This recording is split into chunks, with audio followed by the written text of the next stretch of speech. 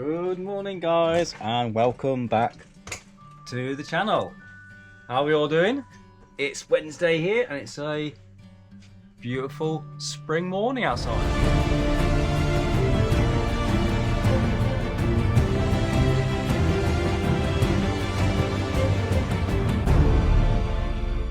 So, Sheffield Half Marathon, done and dusted. How did it get on? Well, let's break this race down. How the race went, what's next moving forward, what's my recovery been like. Sheffield Half Marathon. Excuse me a minute, I've got a coffee down here. There we go. Sheffield Half Marathon. I have to say, it's the most brutal road half marathon I've ever done.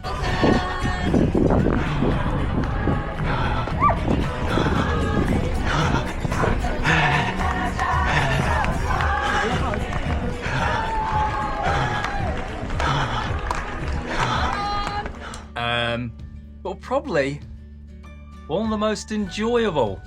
I think that goes hand in hand with the setup of the race. It was very well organised, so well done Run for All. Yeah, really well organised, but I think the support just really made that race. It was amazing all the way around.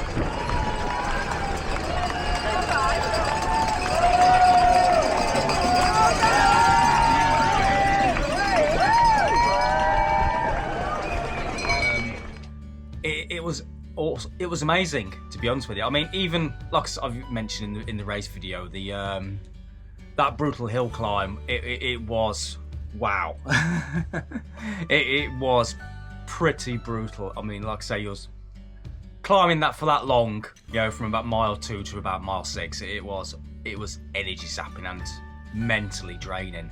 As again I mentioned in the race video, I am so glad I actually went to study the course and how long it was, because I could think that hill would have just broke me. It just was on and on relentlessly. But so in the back of my mind, I knew I just got to get to nearly at mile 6. Just got to get to about mile 6, and I did. And you know what? Like I said in the race, on the race video, when I got to about mile 6, my body it didn't feel beat up. I mean, don't get me wrong, it took me a few moments just to compose myself. I made sure I just had a little check-in with myself, you know, how I was feeling. And after probably about half a mile, I was, right, let's go.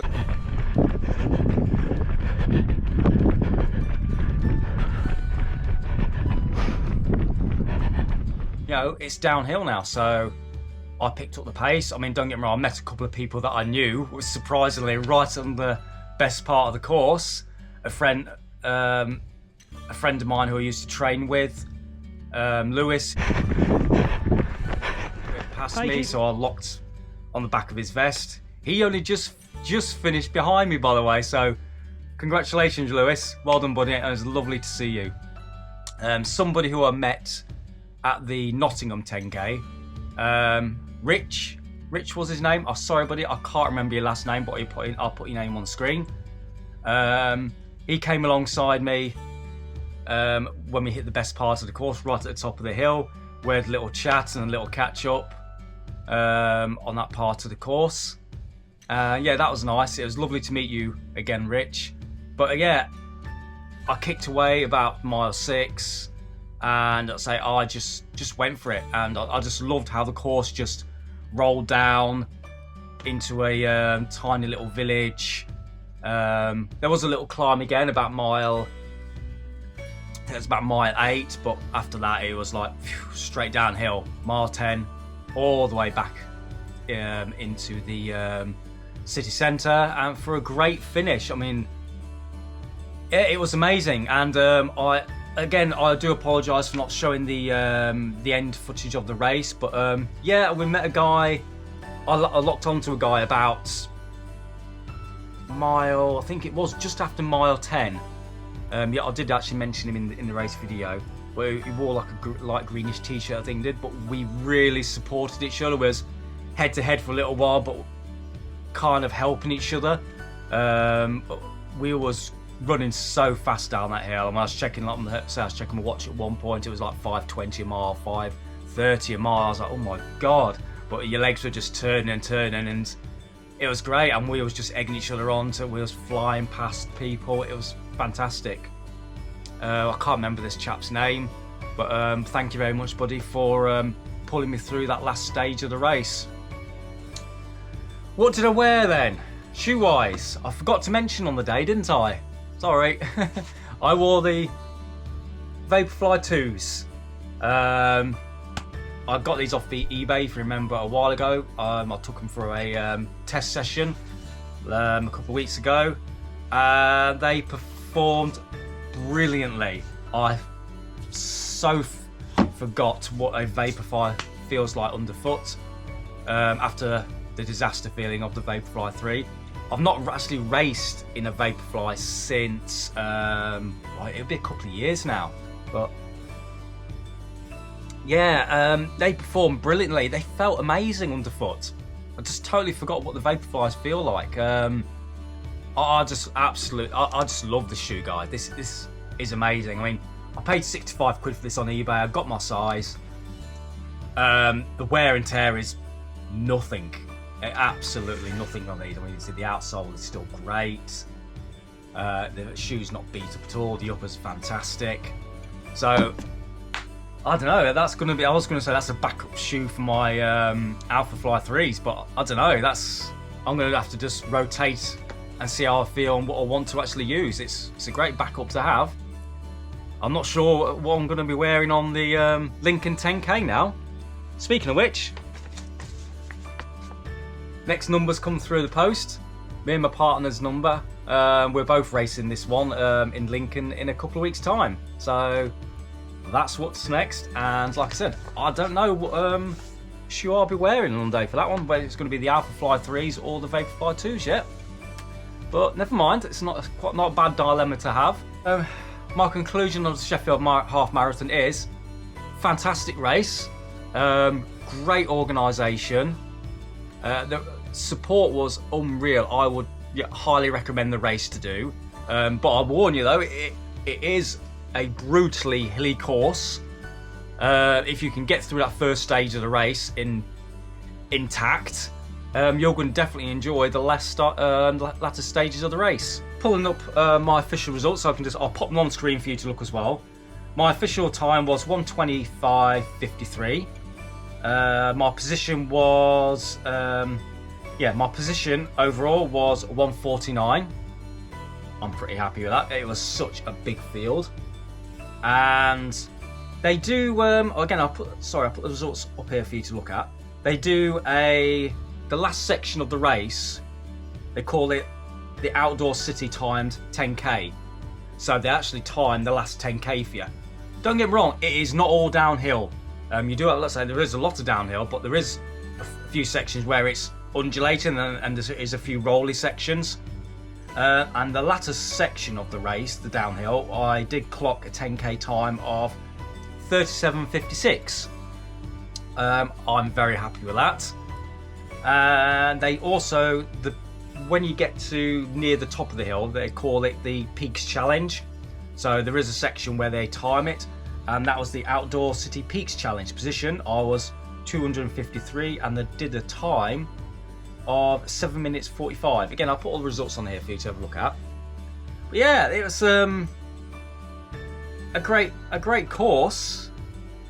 Shame I didn't get to see any views, because as you saw from some of the photos, if you didn't, again, I'll display some race day photos here for you to. I'll roll some of the race day photos here for you to have a look at. But yeah, as soon as we got to the top, I was like, oh, this is going to be good. I'm going to get some great views of the Peak District. But nah, that didn't happen. It was just thick with fog. All I could see was men in front of me. It really was. It was just trying to find your way through the thick fog, which was a bit disappointing, because going up there you would have got some fantastic views, but never mind. Anyway, recovery wise, normally I do my long runs on the Monday, so as you can imagine, I've had to be adaptable this week, and I didn't do my long run on Monday. I did a shakeout run. I did 8 miles. It was very, very slow, but that does not matter. It was just turning the legs over, shaking the race out my legs. There was no way I would have done a long run on Monday because my legs felt pretty lead, if I'm being honest. So it was more the case of, right, I've got to shake all this out. And Tuesday I managed my long run, which was good. I did a 14 miles run to feel. So if I felt like I wanted to pick up the pace a bit, okay, that's fine. Or just wanted to ease back. So like I say, it's just run to feel. Got the long run done. Today, it's Wednesday. I'm going to do a session. My legs feel fine. So today I am going to do, I'm thinking either a 60-second session, because I want to sharpen up now, or a 400-meter session. I've got, let's say, Lincoln 10K coming up. My goal for that one is I want to get close to that PB. My body feels in really good shape. I mean, let's face it, I did a 125 on that half marathon. I mean, going into it, I didn't have no time goals or nothing. I thought in my head, okay, just try and do sub 90 minutes, because of the profile of the course. But I did a 125, and that was close to what I ran in Farnborough. So I'm thinking, I feel in good shape. Okay, right, let's sharpen up now, get some short, sharp sessions done. Today, let's say I'll probably do something like 60 seconds, probably like 15 to 20 of them, get the legs turning, and then probably on Friday I'll do like a tempo or maybe a threshold run. Okay, right, I'm not going to rabbit on too much, or I could sit here all day just talking. But Sheffield Half Marathon completed, in the bag, another race done, another hilly race done. Let's start going on some flat courses now. I've got a few flats coming up, so let's try and get some times down if we can. All right, guys, you take care of yourselves. I hope your training's going well. Keep working hard, and I'll see you guys in the next one. Bye for now.